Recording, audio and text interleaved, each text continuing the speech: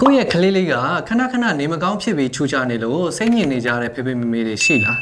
ရာသီတုပ်ကွေးအချိန်ဆိုရင်တုပ်ကွေးဖြစ်ကျန်တဲ့အချိန်ဆိုရင်လည်းခဏခဏဖျားနှာစေးချောင်းဆိုးစတာတွေဖြစ်နေတယ်ဆိုရင်တော့အခုကျွန်တော်ပြောပြတော့မယ့်အချက်၈ချက်မှာဘယ်အချက်နဲ့ညှိနေပြီလဲဆိုတာကိုစမ်းစစ်ကြည့်ဖို့လိုနေပါပြီဒီနေ့ဗီဒီယိုလေးမှာတော့ကလေးလေးတွေမှာနေမကောင်းခဏခဏဖြစ်ရတဲ့အကြောင်းရင်း၈ချက်နဲ့မဖြစ်အောင်ဘယ်လိုလုပ်ရမလဲဆိုတာတွေကိုပြောပြပေးသွားပါမယ်ခင်ဗျာကျွန်တော်ကတော့ဒေါက်တာဆိုပြေပါအထွေထွေရောဂါကုဆရာဝန်တယောက်ဖြစ်ပြီးတော့ online ပေါ်ကနေလည်းကျန်းမာရေးဘုဒ္ဓပေါင်းများစွာကိုမျှဝေပေးလျက်ရှိပါတယ်ဒါဆိုရင်အခုဗီဒီယိုလေးကိုလည်းဆက်ပြီးတော့အဆုံးထိကြည့်လိုက်ရအောင်နော်တစ်ကိုခါအားစနစ်ကောင်းကောင်းမှုဖွင့်ဖြိုးသေးလို့ကလေးတွေပေါ့နော်အထူးသဖြင့်6နှစ်အောက်ကလေးလေးတွေမှာဆိုရင်ကိုခါအားစနစ်ကမရင့်ချက်သေးပါဘူးvirus တွေဘက်တီးရီးယားပိုးတွေနဲ့လည်းထိတွေ့မှုနည်းသေးတဲ့အတွက်နေမကောင်းခဏခဏဖြစ်တတ်ပါတယ်ဖေဖေမေမေတို့အနေနဲ့ဒီအချက်အတွက်လုပ်ပေးနိုင်တာကတော့ကာကွယ်ဆေးတွေပုံမှန်ထိုးပေးဖို့ပါပဲဥပမာရာသီတုပ်ကွေးကာကွယ်ဆေးလိုမျိုးကိုတစ်နှစ်တစ်ခါပုံမှန်ထိုးပေးသင့်ပါတယ်နှစ်ကျောင်းမှာတခြားသူတွေစီကနေတဆင့်ကူးဆက်တာကလေးတွေကတယောက်နဲ့တယောက်နီးနီးကပ်ကပ်ဆော့ကစားတကြတာကတော့ဒါသဘာဝပါဒီလိုအခါမျိုးမှာအထီးအတွေ့ချောင်းဆိုးနှာချေတာတွေကနေတဆင့်ကူးဆက်နိုင်ပါတယ်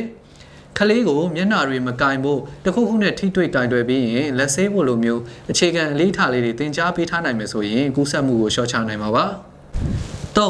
အဲ့ချိန်မပြေလို့ကလေးတွေကဆိုရင်ကိုယ်စိတ်နဲ့ကိုယ်ခါးစနစ်တွေအဖွင့်ဖြိုးဆုံးကာလဖြစ်တဲ့အတွက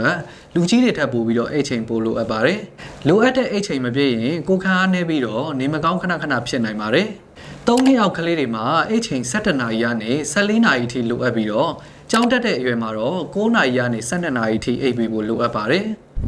၄အာဟာရမပြည့်ဝလို့အဓိကကတော့အစာကြီးများတဲ့ကလေးတွေမှာဆိုရင်ခန္ဓာကိုယ်ကိုယ်ခါစနစ်အတွက်လိုအပ်တဲ့အာဟာရဓာတ်တွေဗီတာမင်နဲ့သတ္တုဓာတ်တွေလုံလုံလောက်လောက်မရတဲ့အခါမှာကိုယ်ခါအားကျဆင်းပြီးတော့နေမကောင်းခဏခဏဖြစ်တတ်ပါတယ်။ဒါကြောင့်မိဘတွေအနေနဲ့ကလေးကိုအာဟာရအုပ်စုအစုံလင်ပါအောင်ကျွေးဖို့လိုအပ်ပါတယ်။ probiotics ကျွေးရတဲ့ဒိန်ဂျင်ကီဖာလိုမျိုးလေးတွေလည်းကျွေးပေးသင့်ပါတယ်။ရေဓာတ်ပြည့်ဝအောင်ရေများများတောက်ဖို့လည်းမမေ့ပါစေနဲ့။တကယ်လို့ကြီးများတာလိုမျိုးအကြောင်းမျိုးမျိုးကြောင့်အာဟာရစုံအောင်မစားပြစ်တဲ့ကလေးတွေမှာဆိုရင်ဗီတာမင်နဲ့သတ္တုဓာတ်အစုံပါတဲ့အားဆေးတစ်မျိုးမျိုးတိုက်ပေးနိုင်ပါတယ်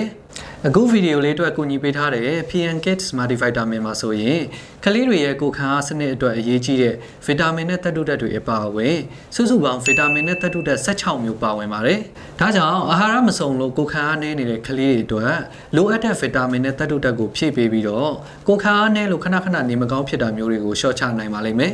သူက USA made ဖြစ်ပြီးတော့စင်ကာပူနိုင်ငံရဲ့ packaging နဲ့ပြုလုပ်ထားပြီးတော့စင်ကာပူမှာလည်းရောင်းအားအကောင်းဆုံးနံပါတ်1လို့သိရပါတယ်သူကကလေးတွေကြိုက်တဲ့သီးစုံအရသာနဲ့ဂမ်မီအခဲပုံစံလေးဖြစ်လို့တိုက်ရလဲလွယ်ကူပါတယ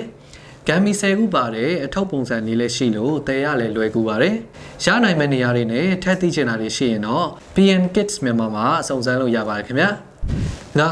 junk food တွေအစားများလို့အခုဆိုရင်တကြားအစားအချုံမုန့်တွေအများကြီးထည့်ထားပြီးတော့အရသာရှိပြီးအာဟာရတန်ဖိုးမရှိတဲ့မုန့်တွေကိုကလေးတွေတော်တော်များများကြိုက်ကြဝယ်စားကြတာကိုတွေ့လာရပါတယ်။ဒီလိုမုန့်မျိုးတွေပဲအစားများတဲ့အခါအာဟာရရှိတာတွေမစားပြတ်တော့ပဲကိုယ်ခံအားကျနိုင်ပါတယ်။ဒါကြောင့်အာဟာရတန်ဖိုးမရှိတဲ့မုန့်မျိုးတွေစားခြင်းကို limit လုပ်ပေးပါ။6စိတ်ဖိစီးစိတ်ညစ်တာတွေများလို့ကလေးတွေမှာလည်းမိသားစုအရေးဒါမှမဟုတ်ကျောင်းစာတွေကြောင့်စိတ်ဖိစီးမှုတွေအများများတဲ့အခါမှာကော်တီဇောလိုမျိုး stress hormone တွေထွက်လာပြီးတော့ကိုယ်ခံအားကျတတ်ပါတယ်။ဒါကြောင့်မိဘတွေအနေနဲ့ကလေးလေးရဲ့စိတ်အခြေအနေကိုအမြဲတမ်းမေးမြန်းပေးပြီးတော့သတိထားပေးဖို့ကလည်းအရေးကြီးပါတယ်။ခုနှစ်လှုပ်ရှားမှုနည်းလို့ကလေးကအရင်ငြိမ်လို့နေရင်လည်းမကောင်းပါဘူး။လှုပ်ရှားမှုနည်းလို့တဲ့အခါမှာသွေးလှည့်ပတ်မှုနည်းစေပြီးတော့ကိုယ်ခံအားကိုလည်းကျစေနိုင်ပါတယ်။ဒါကြောင့်တစ်နေ့ကိုအနည်းဆုံးနိုင်ဝက်လောက်တော့လှုပ်လှုပ်ရှားရှားကစားပေးမယ်ဆိုရင်အဆင်ပြေမှာပါ။ရှစ် antibiotics လို့ခေါ်တဲ့ပဋိဇီဝပိုးသက်ဆေးတွေကိုကိုယ်သဘောနဲ့ကိုယ်သုံးလို့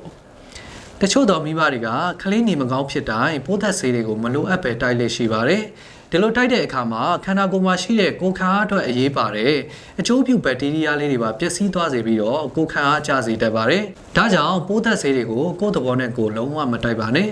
ဟုတ်ကဲ့ပါဒီအချက်တွေအားလုံးနဲ့လည်းမဆိုင်ပါပဲနဲ့ဖေဖေမေမေတို့ရဲ့ကလေးလေးကခဏခဏနေမကောင်းဖြစ်နေတော့မှဆိုရင်တော့ကလေးမှာယောဂအခန်းတစ်ခုခုများရှိနေလားဆိုတာကိုကလေးအထုပ်ဆရာဝန်နဲ့တိုင်ပင်ကြည့်သင်ပါတယ်ခင်ဗျာဒီလောက်ဆိုရင်ခဏခဏနေမကောင်းဖြစ်နေတဲ့ကလေးလေးအတွက်ဘာတွေလုပ်ပေးရမလဲဆိုတာကိုသိသွားကြပြီလို့ထင်ပါတယ်တခြားဖေဖေမေမေတွေလည်းသိသွားအောင် share ပေးလိုက်ကြအောင်နော်အဆုံးထိနားတော့ပေးတဲ့အတွက်ကျေးဇူးတင်ပါတယ်မေးစရာတွေရှိရင်လည်း comment မှာမှတ်သွားလို့ရပါတယ်ခင်ဗျာနောက်ထပ်ဗီဒီယိုတွေမှာကျွန်တော်နဲ့ပြန်တွေ့ပါမယ်